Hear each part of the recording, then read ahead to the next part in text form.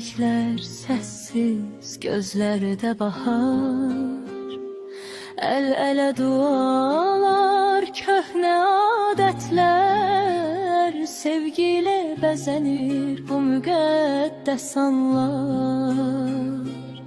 Şamlar yanar, gece pıçıldayır, taleye yazılan yol başlayır. Ana duaları, kız gözyaşları, ruhuna sevgiyle yaddaş kalır.